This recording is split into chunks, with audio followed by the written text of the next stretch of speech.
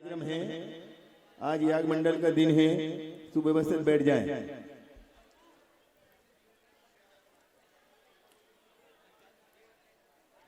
ओम नमः शुद्धेभ्यः, ओम नमः शुद्धेभ्यः, ओम नमः शुद्धेभ्यः। नमः श्री वर्धमानाय निर्धूत कलिलात्मने सालोकानां त्रिलोकानां यद विद्या दर्पणायते। अहिंसा परमो धर्म की, महावीर भगवान की प्रातः स्मरणीय परम पूजाचार्य गुरुवर श्री विद्यासागर जी मुनि महाराज की। बोलिए ज्येष्ठ श्रेष्ठ निर्यापक श्रमण श्री 108 समय सागर जी मुनि महाराज की, मुनि संघ की।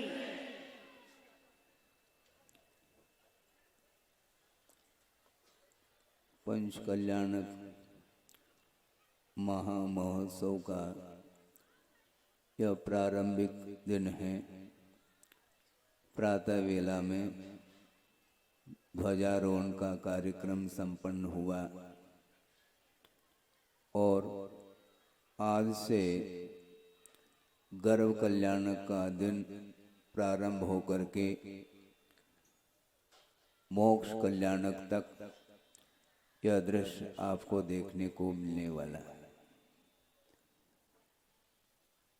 वस्तुतः जिनकी आराधना की जाती है, जिनकी उपासना की जाती है, जिनकी पूजा की जाती है, वे पूज उपास एवं आराध्य माने जाते हैं। किंतु आराध्य की आराधना करने वाला भक्त होता है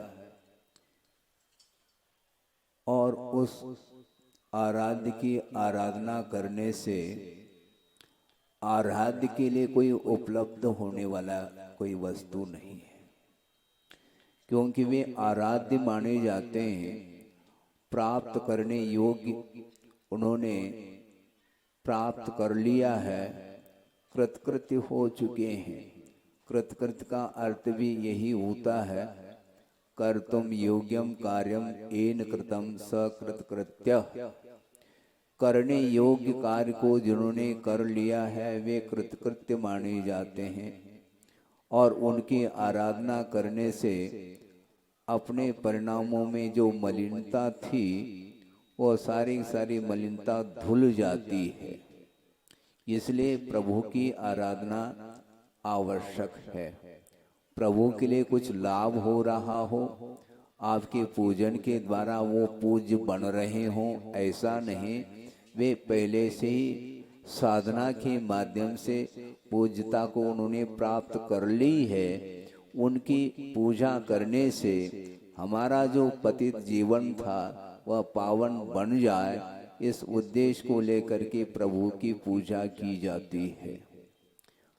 आचार्य समंतभद्र महाराज ने भी स्वयंभू स्तोत्र में वासुपूजनाथ भगवान की स्तुति करते हुए पंक्ति दी है, वह भी प्रासंगिक समझते हुए आपके सामने रख रहा हूँ। न पूज यार्तस्त्वयि वीतरागे, न निंदया नाथ विवांत वैरे, तथापि ते पुण्य गुण स्मृति नः पुनाथ चुत्तम दुरितांजनेभ्यः। ऐसा कहा। न पूज यार्थ त्वयि वीतराग। हे भगवान, आप तो वीतरागी हैं, आपके लिए पूजा से कोई भी प्रयोजन नहीं है। और न निंदया नाथ विवांत वैरे। और कुछ ऐसे लोक में जीव होते हैं जो निंदा करने में ही उन्हें आनंद आता है। समझ रहे हैं आप? अवर्णवाद करने में आनंद का अनुभव वो करते हैं, ये अज्ञान का परिणाम है। ये अवर्णवाद माना जाता है। देव गुरु शास्त्र जो निर्दोष होते हैं उनमें किसी भी प्रकार से कोई अवगुण दिखाई नहीं देता, इसके उपरांत भी विघ्न संतोषी कुछ ऐसे जीव होते हैं जो उनकी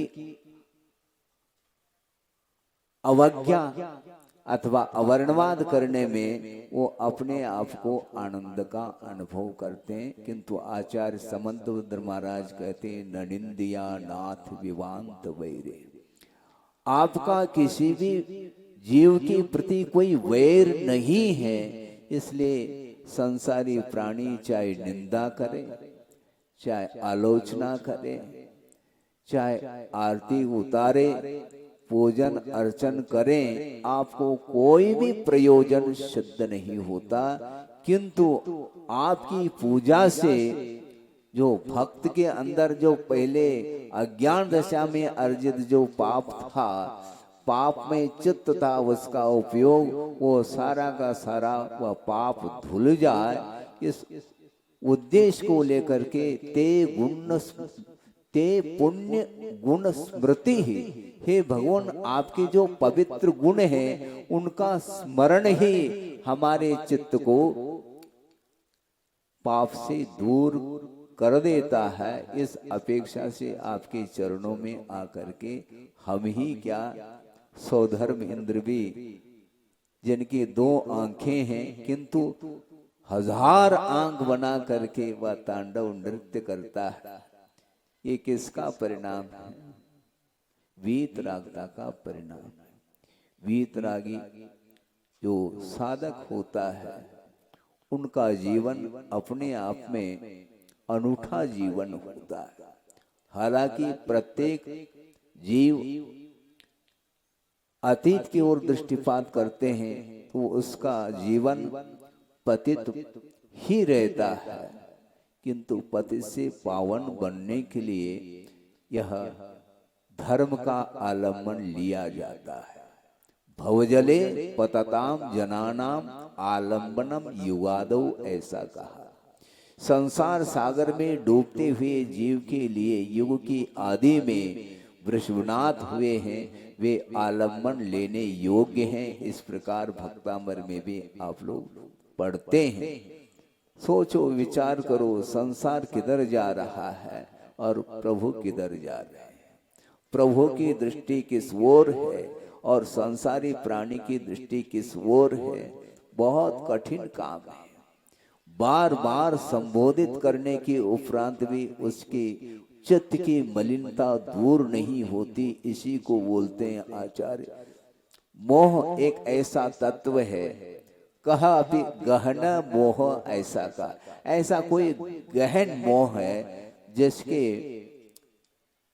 सहारे से संसारी प्राणी अपने आपके स्वरूप को भूल करके पर वस्तु की ओर आकर्षित होता चला जा रहा है। आत्मा का बोध हो, ये भाव रहता है गुरुओं में कि सबका कल्याण हो। गुरुदेव एक बार कह रहे थे, मैं बार बार कहता हूँ सबका कल्याण हो, इसलिए कहता हूँ उसमें मेरा कल्याण अपने आप में निहित है। आत्म कल्याण करने वाला व्यक्ति कभी भी विश्व के अकल्याण की बात नहीं सोच सकता, ये ध्यान रखना। विश्व कल्याण की बात रखने वाला व्यक्ति ही आत्म कल्याण की भी बात करता है। एक प्रसंग आपके सामने रख रहा हूं, बहुत संक्षेप से रख रहा हूं क्योंकि समय काफी हो चुका है कि सम्यक दर्शन की उत्पत्ति में बहिरंग कारण कई प्रकार के मिलते हैं। उसमें जिनबिंब दर्शन को भी बताया है, जाति स्मरण भी बताया है और वेदनानुभव भी बताया है, देव वृद्धि दर्शन भी बताया है और साथ साथ धर्म श्रवण को भी सम्यक दर्शन की उत्पत्ति के बहिरंग साधनों में उसको स्थान दिया है। तो बात सागर की है, सन 80 की बात आपके सामने रख रहा हो। नैनागिरी में पंडित जी पन्नालाल जी साहित्याचार्य सागर आए थे और उन्होंने गुरुदेव के चरणों में निवेदन किया, प्रार्थना की, महाराज कि षटखंड आगम की रचयिता पुरुषदंत और भूत बलि हुए हैं और उस पर टीका लिखने वाले टीकाकार वीरसेन स्वामी हैं, जिन्होंने संस्कृत एवं प्राकृत टीका लिखी है और उसका विद्वानों ने अथक परिश्रम करके अनुवाद भी किया है। लेकिन वो सारे सारे ग्रंथ अलमारी में बंद हैं, लाइब्रेरी में बंद हैं और उनका दर्शन करके ही अपने आप को हम सौभाग्यशाली मानते हैं। किंतु उनका वाचन एक बार आपके सानिध्य में हो जाए तो हम लोग तो सौभाग्यशाली मानेंगे, किंतु समाज के लिए भी बहुत बड़ी उपलब्धि होगी। इस दृष्टि को लेकर के आपके चरणों में हम आए हैं और आप इसके लिए आशीर्वाद प्रदान करें। गुरुदेव ने थोड़ा सा विचार किया, मनन चिंतन किया और उन्होंने आशीर्वाद प्रदान किया। और सर्वप्रथम 80 में बंडा से ही कर्रापुर होते हुए सागर पदार्पण हुआ था गुरुदेव का संग सहित, और वहां पर वाचना प्रारंभ हुई। और उस वाचना में एक प्रसंग आया था, बहुत मार्मिक प्रसंग था, वो आपके सामने रख रहा हूं, जो कि सम्यक दर्शन की उत्पत्ति में बहिरंग साधन के रूप में धर्म श्रवण को रखा है। हाँ। आप श्रवण कर रहे हैं क्या? नहीं? हाँ। धर्म श्रवण करिए आप। धर्म श्रवण किए बिना धर्म का दर्शन भी संभव नहीं। हाँ, धर्म का मर्म समझना बहुत कठिन है और धर्म श्रवण एक सम्यक दर्शन की उत्पत्ति में बहिरंग साधन के रूप में दिया है। और चारों गति में सम्यक दर्शन की उत्पत्ति मानी, और नरक गति में भी नारकी होते हैं। नरक गति में नारकी सारे सारे मिथ्या दृष्टि ही होते हैं, ऐसा भी नहीं, और सारे सारे सम्यक दृष्टि ही होते हैं, ऐसा भी नहीं। मिथ्या दृष्टि और सम्यक दृष्टि दोनों प्रकार के नारकी हुआ करते हैं। तो वहां पर देव लोग जा करके तीसरे पृथ्वी तक धर्म श्रवण करा करके उन्हें सम्यक को प्राप्त कराते हैं, ये उल्लेख आगम में मिलता है। किंतु तृतीय पृथ्वी के बाद धर्म श्रवण नहीं है। क्यों नहीं है? देवों का आवागमन वहां पर नहीं होता, इसलिए धर्म श्रवण के निमित्त को लेकर के सम्यक की उत्पत्ति नहीं होती, ऐसा उत्तर दिया है। तो शंकाकार ने, जिज्ञासु ने ये जिज्ञासा रखी है उसी टीका में कि भगवान तृतीय पृथ्वी से नीचे रहने वाले जो नारकी हैं, वहां पर सम्यक की उत्पत्ति उन्हें धर्म श्रवण के माध्यम से क्यों नहीं बताया? उत्तर ये दिया कि देवों का आवागमन वहां पर संभव नहीं है। तो प्रति प्रश्न के रूप में रखा कि महाराज कोई बाधा नहीं, देवों का आवागमन न सही, किंतु वहां पर स्थानीय जो सम्यक दृष्टि नारकी है, चतुर्थादि पृथ्वी में रहने वाले जो सम्यक दृष्टि नारकी है, वे मिथ्या दृष्टि नारकी को धर्म श्रवण करा करके सम्यक की उत्पत्ति क्यों नहीं कराते? ये प्रश्न था। उसका उत्तर बहुत मार्मिक शब्दों में किया है कि सुनो,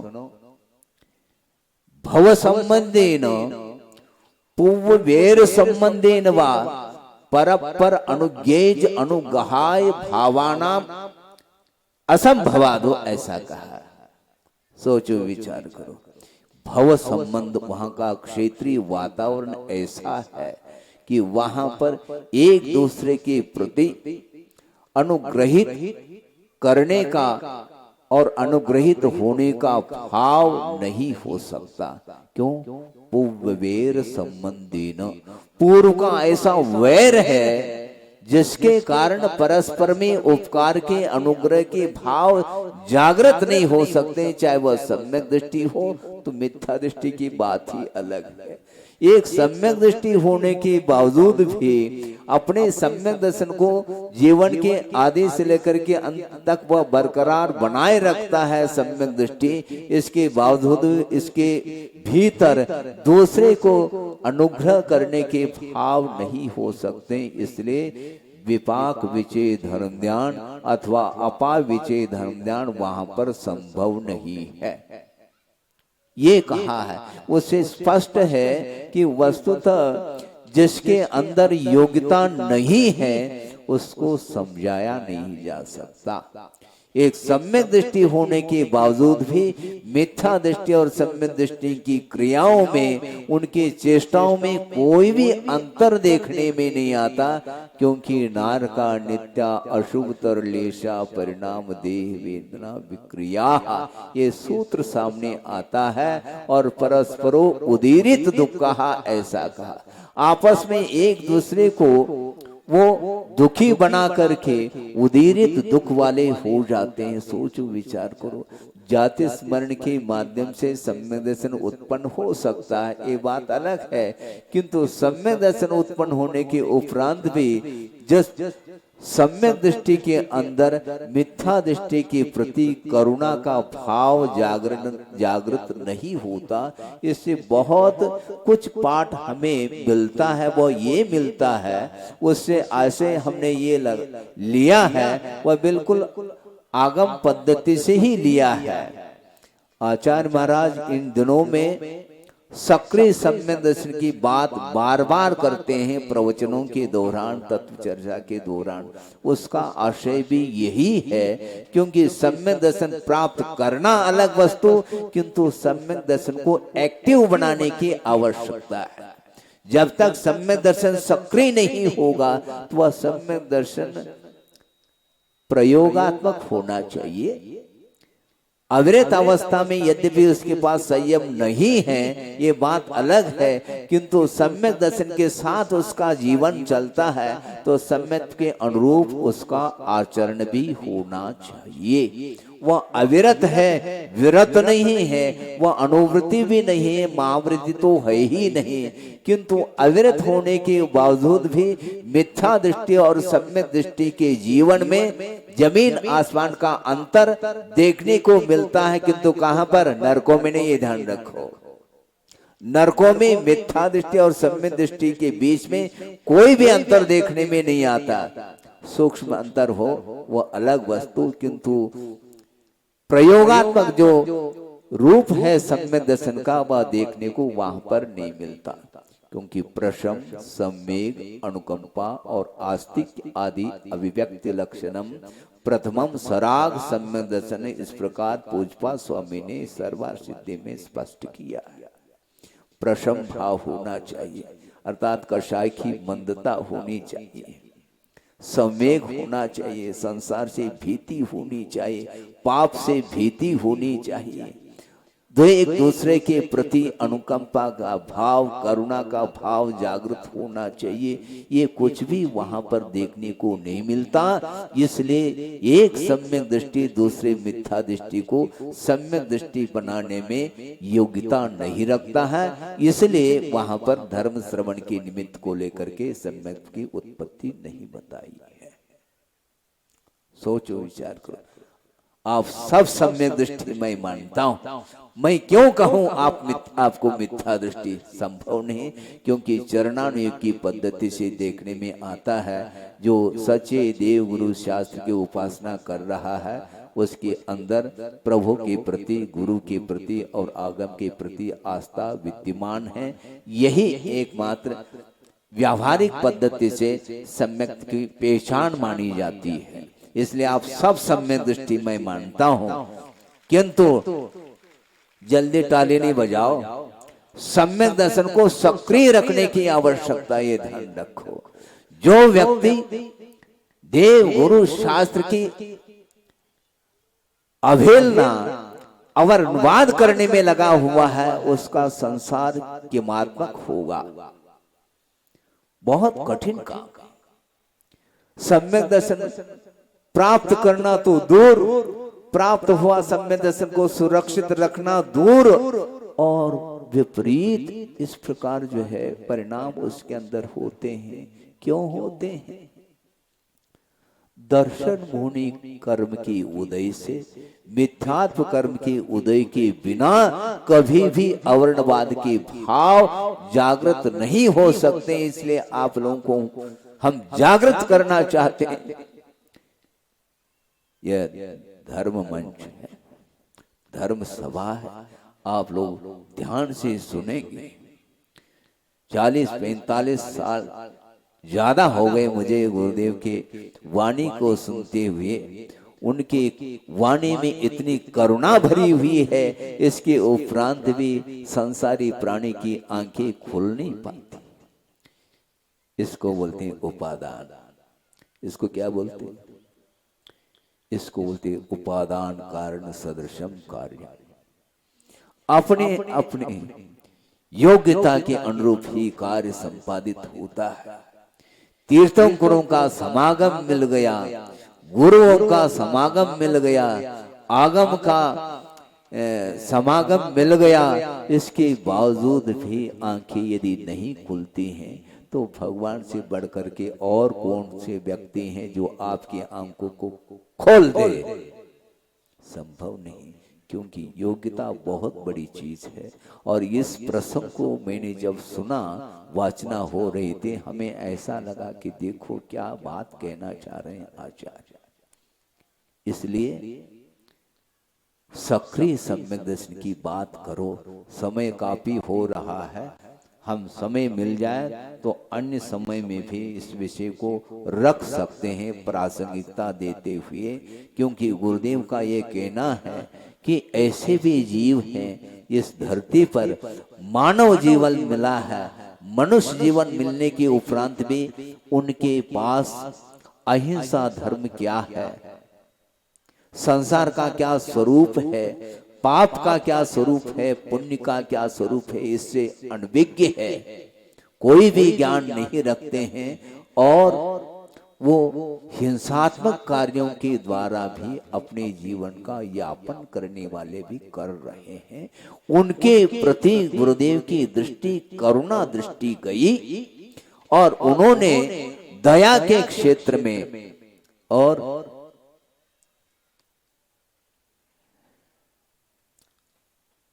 परोपकार के क्षेत्र में ऐसा कदम रखा है जो हम और आपके लिए एक मिसाल है।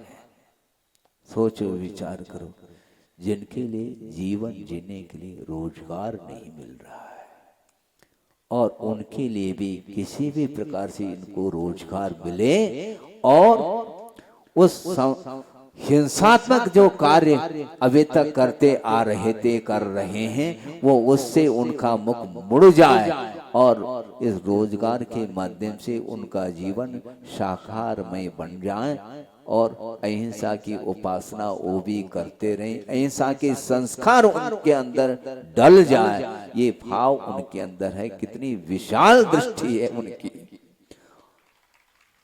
और हम लोगों की इतनी संकीर्ण मनोवृत्ति वाले हैं, उनकी हृदय की आवाज को कोई भी समझ नहीं पा रहा है, क्या कहा जाए।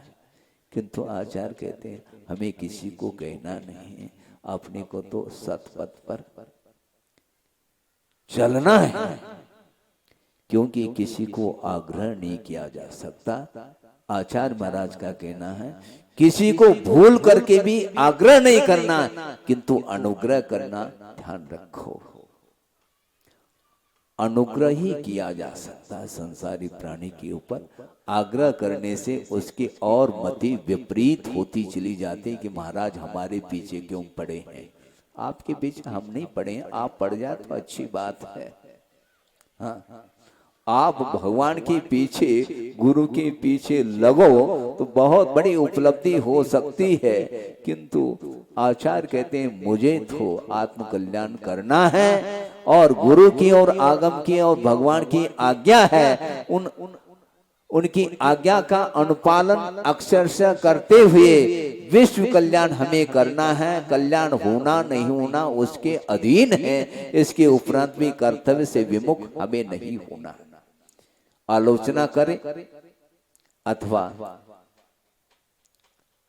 क्या करें, निंदा करें अथवा स्तुति करें, दोनों में साम्य भाव रखते हैं जो वीतरागी हुआ करते हैं।